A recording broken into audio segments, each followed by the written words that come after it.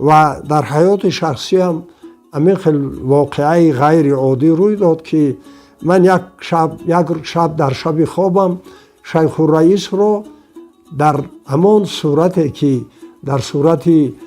علامه باباجان غفورов در مقاومه کتاب آنها ثبت شده است، یک شخصیتی قد بلندی ماش برنجی چشم سیاه و ابرو سیاه با رخساره های برجسته که با نگاه تیز و هوشمندش به سوی من می نگریست و طیلسان وی در بالای کتفای او پرتافته شده بود. من در خوابم با اون کس یک روبرو شدیم، با همدیگر نگاه کردیم و اون بزرگوار از نظر من غیب زد و این جرقه و این تاثیر به من یک مرا واجب ساخت که در آینده حیات خود را به ترجمه و ترجمه مخصوصا به ترجمه و جمع‌آوری اصطلاحات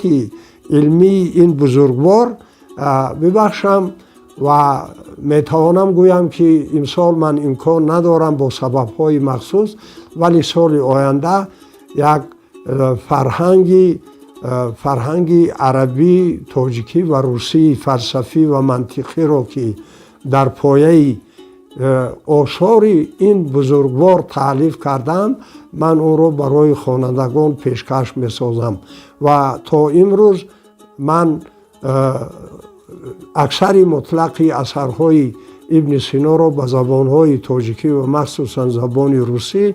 ترجمه کردم که در بالا چنانه که اشاره کردم آخرین کارهای من این گیاهنامه کتاب النبات و جانورنامه کتاب الحیوان بود که به زبانهای تاجیکی و روسی برای خواننده